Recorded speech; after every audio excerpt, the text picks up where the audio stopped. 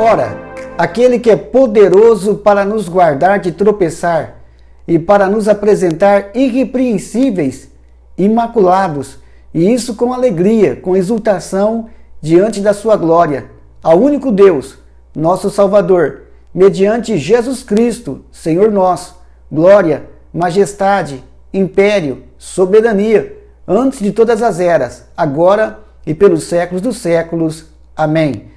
Que a graça e a paz de nosso Senhor e Salvador Jesus Cristo esteja sempre reinando em seu coração. Eu sou o evangelista Adalto Matos, da Igreja Assembleia de Deus, ministério no Ipiranga, na cidade de Valparaíso, São Paulo, cujo pastor é o pastor Juraci Evangelista. Nós estamos aqui para estudar a 8ª lição do 2º trimestre de 2020.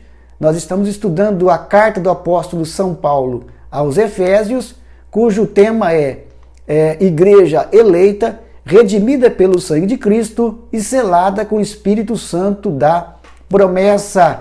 Hoje nós estaremos estudando, por bondade de Deus, a 8ª lição, que traz por tema, por título, a lição de hoje, Edificados sobre o fundamento dos apóstolos e dos profetas. Nós queremos agradecer a todos os irmãos, a todas as pessoas que estão aí acessando os vídeos aí pelo canal aí do YouTube, bem como também pelo Facebook, aí no site adaltomatos.com.br, como também no site da Igreja Assembleia de Deus Ministério Ipiranga, aqui na cidade de Valparaíso, é adivalparaíso.org, adivalparaíso.org. Que Deus esteja grandemente abençoando a sua vida. Nós vamos estar iniciando esta lição de hoje, a 8ª, edificado sobre o fundamento dos apóstolos e dos profetas, fazendo uma oração ao nosso Deus. Ore comigo. Pai querido e Deus eterno, nós louvamos o Teu nome por esta oportunidade que o Senhor nos concede vida, graça, saúde e força para podermos, ó Pai, estarmos aprendendo mais uma porção da Tua santa e bendita palavra. Dirige-nos, ó Pai, em tudo quanto formos falar e que o Senhor faça isso através do Teu bondosíssimo Espírito Santo. É Ele que nos guia em toda a verdade e justiça. Pai, aqueles que estão ouvindo esta lição, assistindo, que o Senhor possa abençoá-los, dando saúde, suprindo as necessidades. Alcança cada servo Teu em toda a face da terra, aqueles que não conhecem a Ti, salvando eles, e aqueles que já estão nos Teus caminhos, fortalecendo-os cada vez mais em Ti, já aqueles que se afastaram, traga-os, ó Pai, novamente para a sombra das Tuas asas. Nós pedimos em nome do Senhor Jesus, tudo é para a glória do Teu nome, hoje e para sempre. Amém. Graças a Deus, meus amados, então nós estaremos nessa lição de número 8, edificados sobre o fundamento dos apóstolos e dos profetas. Nós vimos na semana passada que, com a morte de nosso Senhor e Salvador Jesus Cristo, o Senhor Jesus, Ele reconciliou os homens com Deus e desfez a inimizade que havia entre Deus e os homens, aí no sentido, vamos assim falar, vertical, bem como também entre os homens, no sentido horizontal. Uma vez que Israel, eles consideravam as demais nações como sendo inimigas. Nós sabemos que religiosamente Israel, ela tinha as demais nações como inimigas. Por quê? Porque Israel, eles tinham um Deus único, um Deus verdadeiro, na qual eles serviam e adoravam. Já as demais nações, as nações gentílicas, eles eram nações pagãs, nações politeístas, que adoravam outros deuses, que adoravam outras divindades. Razão pela qual, religiosamente, os judeus tinham os gentios como inimigos. Mas uma segunda maneira que os judeus tinham os gentios como inimigo era socialmente. Por quê? Porque socialmente os judeus, eles se circuncidavam, ou seja, eles eram circuncidados. Aquele era o sinal do pacto que Deus tinha com a nação de Israel. As demais nações, os gentios, como não faziam tal prática, eles então eram tidos como inimigos da nação de Israel. Mas nós vimos também na semana passada que Jesus Cristo então desfez esse muro, essa barreira que havia, foi derrubada. Essa parede que estava no meio, nós vimos, foi derrubada, e Deus, ele vai fazer de judeus e de gentios um novo povo, que é a igreja. E louvado seja o nome do Senhor Jesus Cristo por isto. Nós vamos então ao nosso primeiro tópico. O primeiro tópico vai falar um edifício espiritual. Então agora, meus irmãos, está sendo formado um edifício espiritual. Uma construção espiritual. É o que está sendo formado a igreja. A nossa lição ela está composta por 3 tópicos, sendo que o primeiro tópico contém 4 subtópicos. O segundo e o terceiro tópico com apenas 3 subtópicos. Então, primeiro tópico, um edifício espiritual. Vamos ao primeiro subtópico desse primeiro tópico, que vai trazer a respeito do santuário judeu. Vamos lá, então, em nome do Senhor Jesus Cristo. Para os judeus, eles acreditavam que o templo em Jerusalém era para eles a garantia de que eles eram os servos de Deus, os filhos de Deus. E, vamos assim dizer, somente eles, as demais nações não. Por isso que eles eram tidos como inimigos da nação de Israel. Então, o templo em Jerusalém era um sinal de que os judeus, somente eles eram filhos de Deus. E eles tinham até o templo como se fosse algo, vamos assim dizer, que lhes proporcionava sorte. Eles tinham o templo como um amuleto, vamos assim falar. Deus que nos perdoe até com relação a isso. Mas é isso que muitas pessoas ali em Israel consideravam o templo ali que eles adoravam a Deus. Se eles estivessem com o templo, se eles estivessem no templo, mesmo que eles estivessem em pecados, eles estavam em segurança. Foi isso que Deus advertiu ali a nação de Israel, quando ele enviou ali, podemos assim dizer, o profeta Jeremias. Você vai ver isso em Jeremias capítulo 7, versículo 1 ao versículo de 14, 15 ali.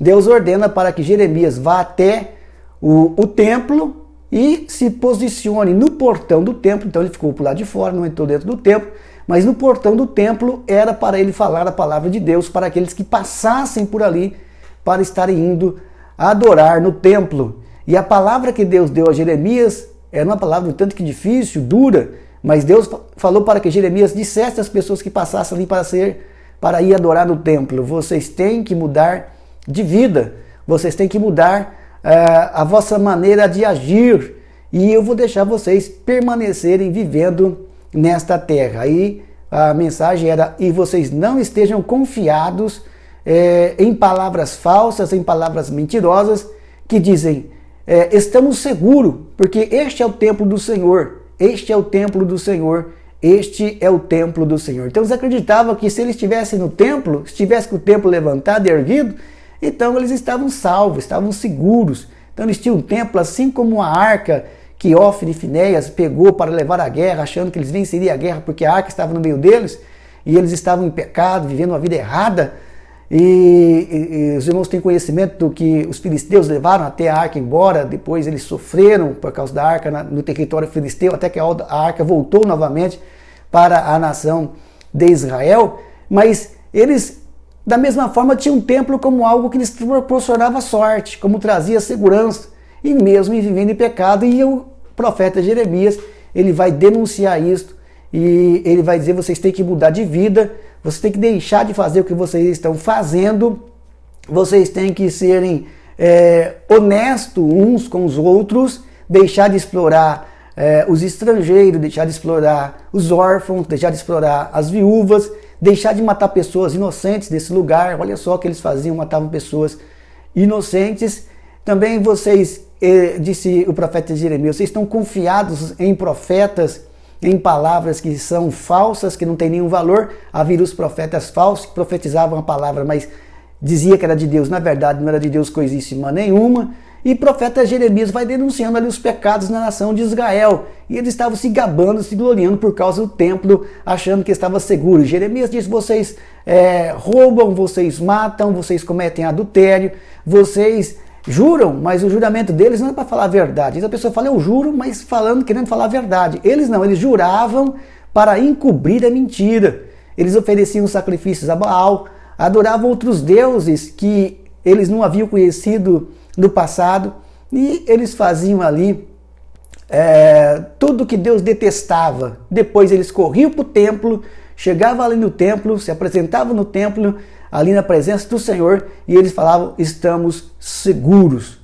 Este é o templo do Senhor, este é o templo do Senhor. Então Deus vai adverti-los ali e mandar eles olharem ali para Siló. Até Deus os adverte, dizendo: vocês estão pensando que o meu templo é um lugar, é um esconderijo de ladrões? Então ele diz: olhem para Siló, ali onde estava a arca naquela época, olhem para Siló, e da mesma forma que eu fiz com Siló, eu farei com esse templo que vocês estão confiados. Então os judeus, eles confiavam no templo, eles tinham muita segurança no templo, e com isso as demais nações que não poderiam entrar dentro desse templo eram então consideradas como inimigas dos judeus. Mas Deus, graças a ele, louvado seja o nome dele para sempre, ele vai então derrubar essa parede de separação. Ele vai fazer dos dois povos, judeus e gentios, um povo que é a igreja. Louvado seja o nome do Senhor Jesus Cristo.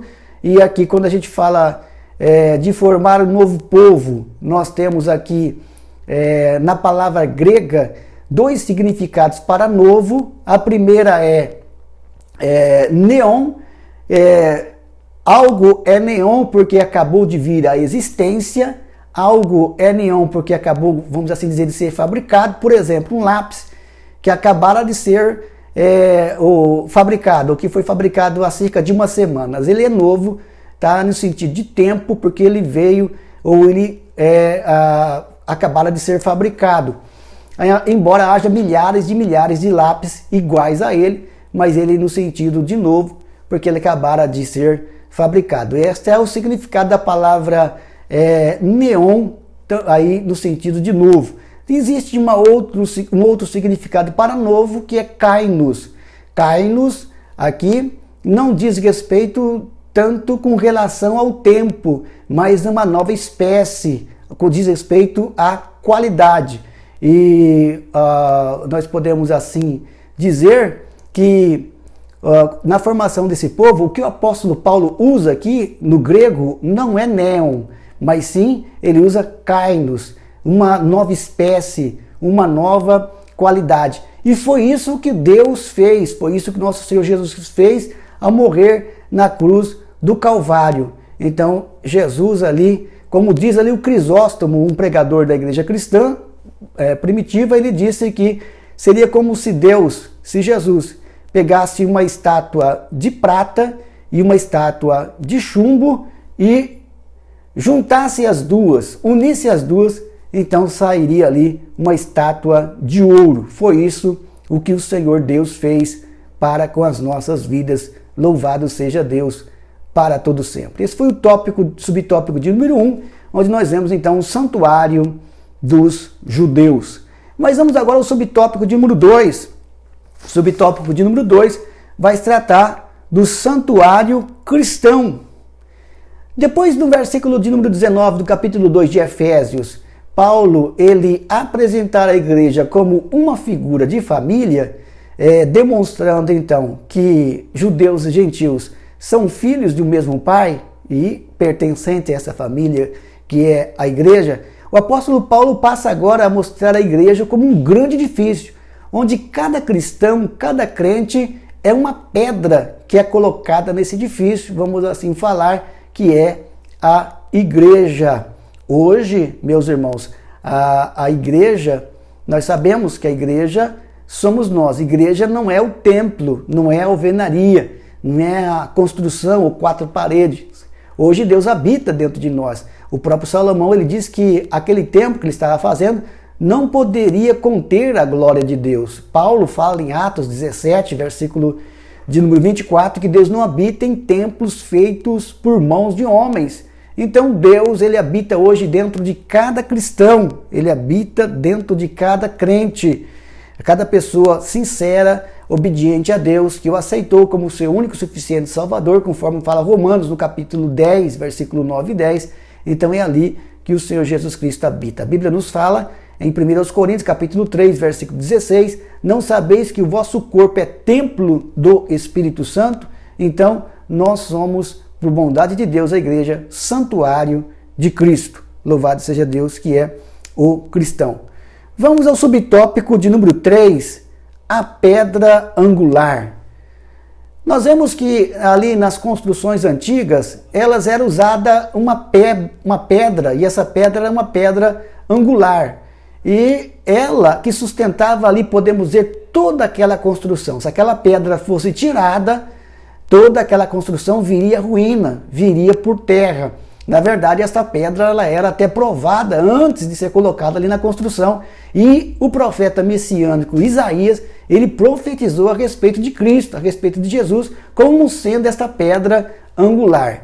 Para que nós possamos entender melhor o que é essa pedra angular, eu vou estar mostrando para vocês um vídeo que vai explicar melhor o que é essa pedra angular. Vamos ver esse vídeo e já, então, nós voltamos continuando aqui com a nossa lição.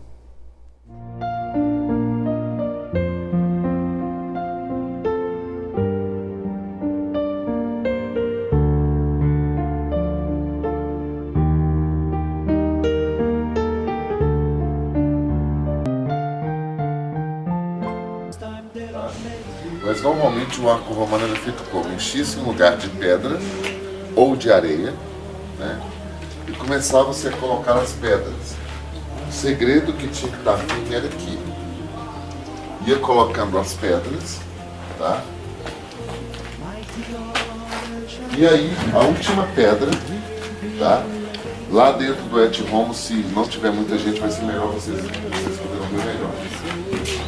Aí essa pedra aqui ela era cortada assim, essa pedra aqui assim.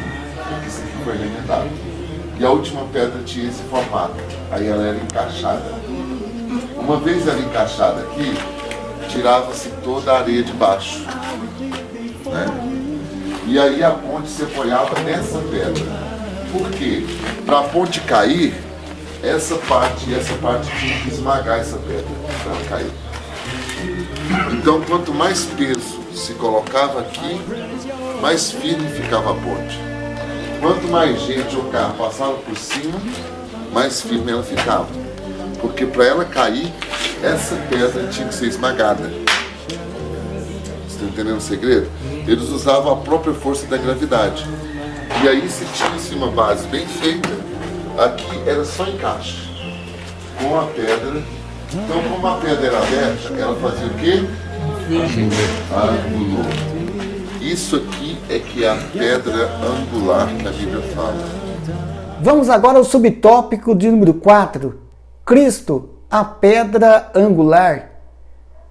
Nós sabemos que existe uma grande discussão teológica, e até o pastor Hernandes Dias Lopes nos fala a respeito disso, com relação a quem é a pedra a qual a igreja está edificada. Para alguns, a pedra onde a igreja está edificada é Pedro. Para outros, a pedra onde a igreja está edificada é a confissão do apóstolo Pedro. Ele disse: Tu és o Cristo, o Filho do Deus vivo. Para outros, a pedra onde a igreja está edificada é o próprio Cristo. Nós vemos que a palavra Pedro no grego é Petros e pedra no grego é Petra. Assim nós sabemos então que Pedro no grego significa fagulha de pedra ou pequena pedra. Já Petra no grego, que é pedra, é uma grande rocha, uma rocha inabalável. Petros deriva de Petra e não Petra deriva de Petros. Assim como também cristão deriva de Cristo e não Cristo deriva de cristão. O que Jesus Cristo estava querendo ensinar é que ele é a pedra sobre qual a igreja está edificada. E como nos diz aí o escritor também estudioso das Sagradas Escrituras, o Mário Persona, e uma das formas de descobrirmos quem era essa pedra é perguntando para as pessoas que estavam ali envolvidas nesse diálogo, nessa conversa, né? Vamos perguntar então para Pedro. E Pedro, quem é a pedra? Pedro, ele fala em Atos dos Apóstolos, capítulo 4, versículo de número 11 e 12, que ele é a pedra, ele quem? Jesus, que vós construtores rejeitaram. Ele foi posta como a pedra principal da esquina, e nenhum outro há salvação, porque também debaixo do céu nenhum outro nome há dado entre os homens, pelo qual devamos de ser salvos. Então, no começo do ministério de Pedro, ele vai falar que a pedra é Cristo, que a pedra é Jesus. Já no final do seu ministério, primeira epístola de Pedro, capítulo 2, versículo de número 4 e 5, chegando-vos para ele, pedra viva, rejeitado na verdade pelos homens, mas para com Deus, eleita e preciosa. Vós também, como pedras vivas, sois edificado casa espiritual e sacerdócio santo, para oferecer de sacrifícios espirituais agradáveis a Deus. E aí ele vai dizer, pelo que na Escritura se contém, eis que põe em Sião uma pedra principal, eleita e preciosa, e para aqueles que creem é preciosa, mas para os desobedientes é a pedra que os edificadores reprovaram, que os edificadores rejeitaram, e uma pedra de tropeço e uma rocha de escândalo para aqueles que tropeçam na palavra, sendo desobedientes, o qual estão destinados. Então, se perguntarmos a Pedro, o próprio Pedro responde quem é essa pedra angular, essa pedra principal é o nosso Senhor e Salvador Jesus Cristo. Essa pedra, se ela for tirada, toda a igreja então ruirá. Mas na verdade nós sabemos que não vai acontecer isso, porque Jesus, ele edificou a sua igreja e as portas do inferno não prevalecerão contra ela, como ele mesmo diz em Mateus capítulo 16 e versículo de número 18. Então Jesus, ele é esta pedra angular. Lembrando também, meus irmãos, que a nossa lição vai dizer que é nesta pedra, que é Jesus, que é a sua bendita palavra, que o cristão deve então fundar, edificar a sua casa. Mateus capítulo 7, versículo de 21 a versículo 28, a Bíblia diz, nem todos que me dizem Senhor, Senhor, entrarão nos céus, mas aquele que faz a vontade do meu Pai que está nos céus. Muitos me dirão naquele dia, Senhor, no teu nome nós não profetizamos, no teu nome nós não expulsamos demônios, no teu nome nós não fizemos muitas maravilhas, mas eu lhes direi abertamente, nunca vos conheci, apartai-vos de mim, vós que praticais a iniquidade, porque todo aquele que ouve estas minhas palavras e as pratica, assemelhá-lo-ei ao homem prudente, que edificou a sua casa sobre a rocha, e desceu a chuva, e correram os seus rios, e assopraram os seus ventos, e combateu contra aquela casa, e não caiu, porque estava edificada sobre a rocha. Mas todos aqueles que ouvem as minhas palavras e não as cumprem, compará-lo-ei ao homem insensato, que edificou a sua casa sobre a areia, e desceu a chuva, e correram os seus rios, e assopraram os seus ventos, e combateu contra aquela casa, e grande foi a sua queda. Então o cristão verdadeiro, o cristão autêntico, ele também edifica a sua casa na rocha, que é Cristo, na rocha, que é a palavra de Deus. Louvado seja o nome do Senhor Jesus. Vamos agora ao tópico de número 2, o fundamento, apóstolos e profetas. A palavra apóstolo significa enviado. Nós vemos a palavra apóstolo pela primeira vez na Bíblia Almeida Revista e Corrigida, em Mateus capítulo de número 10, versículo de número 2 ao versículo de número 4.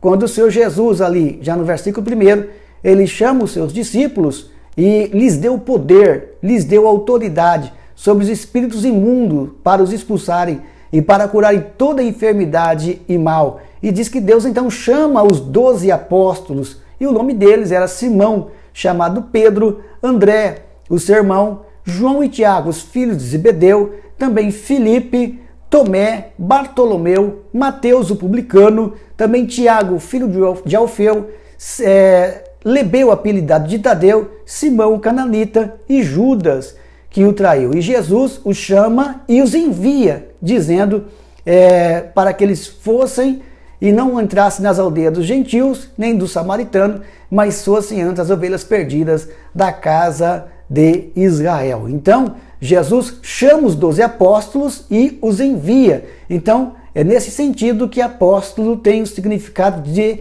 enviado. Então, um apóstolo é aquele que é enviado diretamente pelo nosso Senhor e Salvador Jesus Cristo para realizar a obra da pregação do Evangelho para a salvação de almas. É nesse sentido também que Jesus ele é considerado também como apóstolo. Se nós lermos Hebreus, no capítulo de número 3, versículo de número 1, o texto bíblico nos diz: pelo que, irmãos santos, participantes da vocação, participantes da vossa vocação, considerai Jesus Cristo como apóstolo e sumo sacerdote da nossa confissão. Então Jesus também ele é considerado apóstolo, uma vez que ele foi enviado pelo próprio Pai. Nós sabemos que existe até hoje uma grande discussão se hoje existe apóstolo. Nós entendemos, meus irmãos, que apóstolo, como daquela época, hoje não existe. Ou seja, o ministério apostólico foi encerrado. Então, terminou.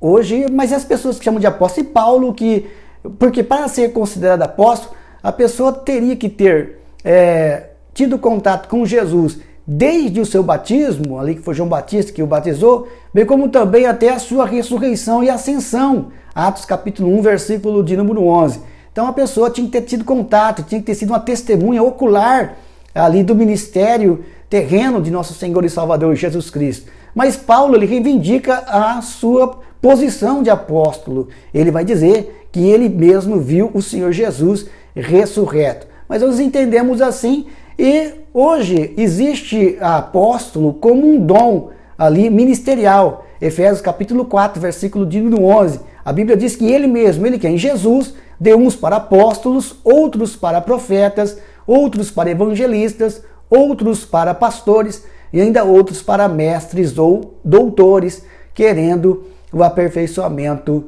dos santos. Então, como um dom ministerial, nós temos então ali esse dom de apóstolo. Nós vemos ali em Atos dos Apóstolos mesmo, Barnabé, o próprio apóstolo São Paulo, sendo chamados de apóstolo, dentre outros irmãos ali que eram chamados também ali em Atos dos Apóstolos como apóstolo. Hoje nós vemos também, como desde a época cristã, nós vemos então os missionários que são enviados para pregar a palavra de Deus a nações que ainda não ouviram a respeito de Cristo.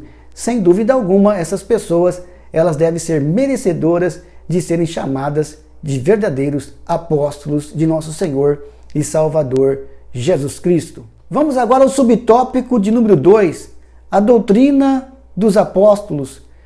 Nos diz a nossa lição que o fundamento da igreja não eram os apóstolos em si, mas sim a doutrina que os apóstolos ensinavam, ou seja, a palavra de Deus. A Bíblia Sagrada, ela nos ensina em 2 Timóteo capítulo 3, versículo de número 16 e 17, que toda escritura divinamente inspirada é apta para ensinar, para redarguir, para corrigir, para instruir em justiça, para que o homem de Deus seja perfeito e perfeitamente instruído para boa obra. A Bíblia nos fala em Atos capítulo 2, versículo de número 42, que eles perseveravam na doutrina dos apóstolos, na comunhão, no partir do pão e nas orações. Então nós vemos aqui que assim como aquela pedra angular, se ela fosse tirada daquela construção, toda a construção, ela viria à ruína, da mesma forma não se deve mexer no fundamento que é a doutrina dos apóstolos, ou seja, aquilo que eles ensinavam que era as escrituras sagradas. Nós vemos que durante toda a história, a Bíblia, a palavra de Deus, ela vem sofrendo ataque.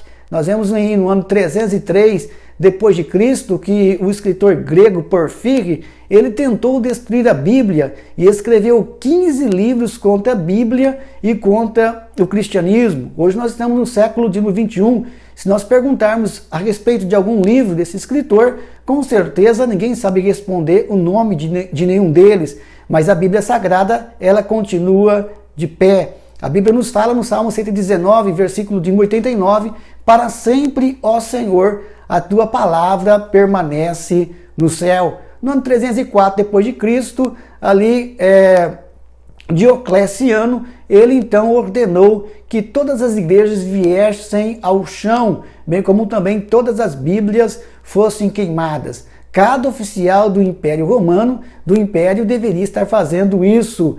Mas 25 anos depois, o seu sucessor, Constantino, ordenou que fossem confeccionadas 50 Bíblias, e isso ali pelo próprio Império. Ou seja, a Bíblia, ela continua, louvado seja o nome do Senhor Jesus. A Bíblia fala no Salmo 119, versículo número 152, acerca dos teus testemunhos, soube desde a antiguidade que tu os fundastes para sempre. Se você olhar também, nós vamos ver a história a respeito de um ateu chamado Robert Ingersoll. Ele teve a ousadia de dizer que em 15 anos a Bíblia seria enterrada em um necrotério.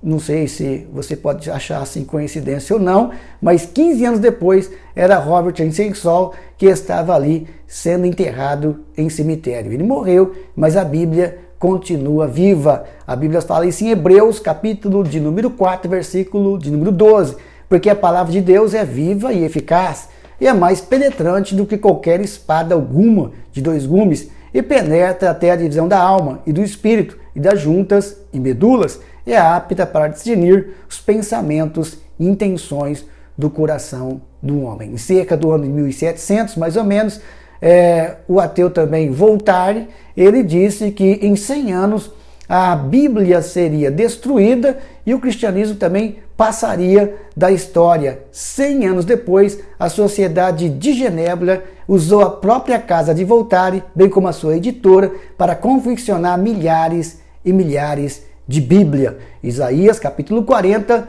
versículo 7 e 8, a Bíblia diz: seca-se a erva e cai-se as flores, soprando nela o seu hálito. Na verdade, todo o povo é erva, seca-se a erva e cai-se as flores, mas a palavra de Deus permanece para sempre. Vamos agora ao subtópico de número 3, deste tópico de número 2, o testemunho dos profetas. O ofício de profeta no Antigo Testamento, como também no Novo Testamento, era de pregar a palavra de Deus e também interpretar esta palavra, isto por vocação, ou seja, por chamado divino, com vistas a admoestar, a exortar, a animar, a consolar, bem como também a edificar, combatendo o mundanismo, bem como também a frieza espiritual entre os crentes, entre os cristãos. Era isso o que nós vemos ali. Eu sei que antes da igreja, mas João Batista era isso que ele fazia, o profeta, o último dos profetas. A Bíblia fala em Lucas 3, versículo 3 a seguir, que ele pregava a palavra de Deus em toda a terra, em redor do Jordão, batismo de arrependimento, seguindo as palavras do profeta Isaías, que dizia: raça de víboras, quem vos ensinou a fugir da ira vindoura, produzir frutos dignos de arrependimento. E não comecei a dizer entre vós mesmos que temos por pai por Abraão, porque vos digo que destas pedras Deus pode suscitar filhos a Abraão. Ele diz: o machado está posta à raiz das árvores, toda árvore que não produz fruto, corta-se e lança-se no fogo. E diz que as pessoas iam até João Batista para serem batizadas e perguntavam o que eles iriam fazer. E João Batista respondia: quem tem 2 túnicas, reparte com aquele que não tem. Quem tem comida, faça o mesmo. Os publicanos também procuravam João Batista para serem batizados. Eles também perguntavam a João o que eles iriam fazer. E João dizia: não cobrem além daquilo que é estipulado. Isso dizendo com relação aos impostos que os publicanos cobravam ali para Roma, vamos assim dizer. Bem como também ali alguns soldados, e João Batista também dizia aos soldados para que eles não maltratassem ninguém, para que eles não defraudassem, bem como também não reclamassem do salário deles. Então era isso que João pregava. Então nós vemos então que tanto no Antigo Testamento como no Novo Testamento o ministério de profeta servia para isso, para estar então admoestando, bem como também exortando, animando, consolando e também edificando ali o povo de Deus. Assim, os profetas que falaram, direcionados pelo Espírito Santo de Deus no Novo Testamento, porque 2 Pedro, capítulo 1, verso 21, diz que nenhuma escritura é de particular interpretação, mas homens santos de Deus falaram pelo Espírito Santo. Então, esses profetas, então, perfazem o alicerce da igreja. Louvado seja Deus. Vamos agora ao tópico de número 3. Edificados para a morada de Deus. Subtópico 1 nos diz edifício bem ajustado. A figura que o apóstolo Paulo emprega aqui é de um construtor que vai ali adaptando cada pedra no seu respectivo lugar, na sua posição correta, na sua posição certa. E dessa maneira a igreja então ela vai sendo aperfeiçoada. Nós vemos que Cristo Jesus, quando ele bradou na cruz do Calvário, está consumado, nós sabemos que ele reconciliou os homens com Deus, derrubou a parede de separação que havia entre os homens e entre o homem e Deus, e formou um novo povo de judeus e gentios, que é a sua amada igreja. Ele então faz uma promessa, Atos capítulo de número 1, versículo 8, bem como também Lucas 24, 49, de que enviaria o seu bondosíssimo Espírito Santo. Em Atos capítulo 2, versículo 1 ao 4, ele cumpre essa promessa, enviando então o Espírito Santo. Nós vemos então o Espírito Santo trabalhando e a igreja então sendo aperfeiçoada. O cristão, ele vai recebendo então o fruto do Espírito Santo, cada uma das virtudes, que está em Gálatas capítulo 5, versículo 22, que é amor, gozo, paz, longanimidade, benignidade, bondade, fidelidade, mansidão e temperança. Também ele vai sendo aperfeiçoado o cristão através dos dons ministeriais. Paulo escreve isso em Efésios, no capítulo de número 4, versículo 11, 12, 13, 14, 15, 16, porque ele mesmo, ele quem? Jesus, deu uns para apóstolos e outros para profetas, e outros para evangelistas, e outros para pastores, e ainda outros para mestres ou doutores, querendo o aperfeiçoamento dos santos, até que cheguemos à unidade da fé. A vontade de Deus é que nós sejamos a cada dia aperfeiçoados. Santo não é perfeito. Os santos, eles estão sendo aperfeiçoados. Paulo, quando escreveu aos Coríntios, em 1 aos Coríntios, capítulo 1, verso 10, Paulo disse: rogo-vos em nome de Jesus, que digais todos uma mesma coisa, e que sejais todos de um mesmo sentido, de um mesmo parecer. A vontade de Deus é que cheguemos à unidade da fé, é que cheguemos ao conhecimento do seu Filho, Jesus Cristo, é que cheguemos a varão perfeito, à medida da estatura completa de nosso Senhor Jesus Cristo. Para quê? Para que não sejamos mais como meninos inconstantes, levados em redor por todo o vento de doutrina, mas sigamos a verdade em caridade e cresçamos em tudo naquele que é a cabeça, Cristo, do qual todo o corpo bem ajustado e ligado pelo auxílio de todas as juntas, segundo a justa operação de cada parte, faz o aumento do corpo para a sua edificação em amor. Então o corpo ele está sendo aperfeiçoado. Chegará o momento em que nós então alcançaremos mais uma das facetas da graça de Deus, que é a glorificação. 1 Coríntios, capítulo 15, nos fala a respeito disso, versículo de número 52, 53, 54, que nós receberemos um novo corpo.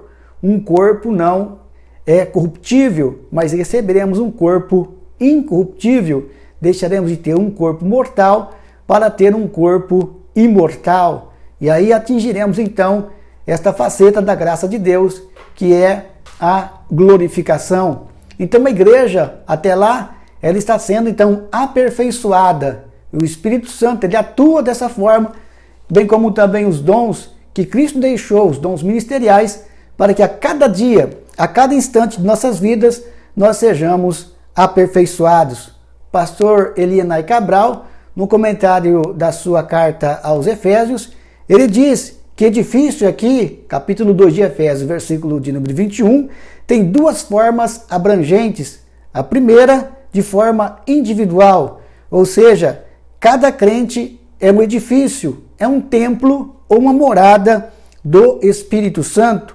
1 Coríntios, capítulo 6, versículo de número 19, a Bíblia diz: não sabeis que o vosso corpo é templo do Espírito Santo, proveniente de Deus, e que não sois de vós mesmos? Já o segundo aspecto aqui é que cada crente é uma pedra viva, edificada no edifício de Deus, que é a sua igreja. 1 Pedro, capítulo 2, versículo de número 5. Chegando-vos para ele, pedra viva, rejeitada na verdade pelos homens, mas para com Deus, eleita e preciosa. Vós também, como pedras vivas, sois edificado casa espiritual e sacerdócio santo para oferecer de sacrifícios espirituais agradáveis a Deus por Jesus Cristo. Vamos agora ao subtópico de número 2 do tópico de número 3. Templo Santo do Senhor. Nós vimos na aula passada que o templo ali dos judeus, ele era composto por vários átrios. Nós vemos a respeito disso. E quando fala aqui de templo, aqui o apóstolo Paulo no capítulo de número 2, ele está, na verdade, tratando do lugar santíssimo, onde o sumo sacerdote encontrava ali com Deus. Mas o autor da nossa lição diz que de forma, vamos dizer assim, fazendo uma analogia, o texto aqui fala de templo como sendo algo separado, algo como sendo santo para com Deus. A Bíblia Sagrada, ela nos ensina, na primeira epístola de Pedro, capítulo 1, versículo 14 a seguir: não vos conformando com a concupiscência que antes havia em vosso tempo de ignorância, mas como é santo aquele que vos chamou, sede vós também santo em toda a vossa maneira de viver. Verso 16, porquanto está escrito: sede santo, porque eu sou santo. Então aqui, quando fala de templo, aqui santo do Senhor, está dizendo do cristão como separado para Deus, para viver uma vida santa. A Bíblia nos diz em 1 Coríntios, capítulo 6, versículo 9 ao versículo número 20, dizendo: não sabeis que os injustos não herdarão o reino de Deus? Não erreis, nem os devassos, nem os idólatras, nem os adúlteros, nem os efeminados, nem os sedumitas, nem os ladrões, nem os avarentos, nem os bêbados, nem os roubadores, nem os maldizentes têm herança no reino de Deus. E isto é o que algum de vós tem sido, mas agora sois lavados, mas agora haveis sido santificados, mas agora haveis sido justificados em o nome do Senhor Jesus Cristo e pelo seu Espírito Santo. Alguém pode dizer, como eles diziam: mas todas as coisas me são lícitas, mas nem todas as coisas me convêm. Todas as coisas me são lícitas, mas eu não me deixarei dominar por nenhuma delas. O manjar é para o ventre, assim como o ventre para o manjar, mas Deus destruirá tanto um como também como o outro. Mas o vosso corpo não é para a prostituição, senão para o Senhor, e o Senhor para o corpo. E o mesmo Senhor que ressuscitou o Senhor Jesus, também nos ressuscitará também pelo seu poder. Não sabeis vós que sois membros de Cristo? Tomaria os membros de Cristo falosia membros de meretriz? É certo que não. Ou não sabeis que aquele que se ajunta com a meretriz torna-se um corpo com ela? Como está escrito, os dois são uma só carne. Mas aquele que se ajunta com o Senhor torna só um espírito, ou torna um espírito. Aí Paulo, ele admoesta dizendo: fugir da prostituição. Todo pecado que o homem comete é fora do corpo, mas aquele que se prostitui peca contra o seu próprio corpo. Ou não sabeis que vosso corpo é templo do Espírito Santo, proveniente de Deus, e que não sois de vós mesmos? Porque foste comprado por bom preço. Glorificai, pois, a Deus no vosso corpo e no vosso espírito, os quais pertencem a Deus. Louvado seja o nome do Senhor. O cristão, ele é então um templo santo do Senhor. Vamos agora ao subtópico de número 3. Morada do Altíssimo. Nos diz o pastor Hernandes Dias Lopes que no livro de Gênesis, Deus, ele andou com o seu povo. Já no livro de Êxodo, ele desejou ou decidiu morar com seu povo. Esteve ali no tabernáculo que fora construído, até que os pecados de Israel fez com que ele tirasse a sua glória do tabernáculo. Depois nós vemos Deus então habitando no templo, até que, mais uma vez, os pecados de Israel fizessem com que Deus ali tirassem ou retirasse a sua glória do templo. Depois Deus habitou no corpo do seu Filho, aquele a quem crucificaram. João capítulo 1, verso 14, a Bíblia nos diz que vimos a sua glória, o Verbo se fez carne e habitou entre nós, e vimos a sua glória como a glória do unigênito do Pai, cheio de graça e de verdade. Mas hoje, Deus, ele habita dentro de cada cristão, ele habita dentro da igreja. Igreja aqui não é no sentido de templo, de alvenaria, de construção, mas sim de pessoa que acredita, que crê em nosso Senhor e Salvador Jesus como seu único e suficiente Salvador. Deus habita dentro do crente. Hoje, a igreja composta por judeus e gentios é a morada do Altíssimo, é onde Deus habita. 1 Coríntios, capítulo 6, versículo 19 e versículo 20. Não sabeis que vosso corpo é templo do Espírito Santo, proveniente de Deus, e que não sois de vós mesmos, porque foste comprado por bom preço. Glorificai, pois, a Deus no vosso corpo e no vosso espírito, as quais pertencem a Deus. O cristão, ele é a morada do Altíssimo. Deus abençoe. Façamos uma oração. Deus querido, em nome de Jesus, nós somos gratos a Ti por esse período onde estivemos aprendendo a Tua palavra. Continua, Pai, nos exortando, edificando, consolando, redarguindo e instruindo com toda a doutrina e longanimidade, porque toda a Escritura divinamente inspirada é apta para isso. Abençoa, Pai bendito, cada vida, dando-lhe saúde, suprindo as suas necessidades e livrando de todos os males, curando os enfermos, Pai, libertando os cativos, salvando as almas que a Ti não conhecem. Em nome de Jesus, é para a glória do Teu nome, hoje e para sempre. Amém. Que Deus em Cristo vos abençoe.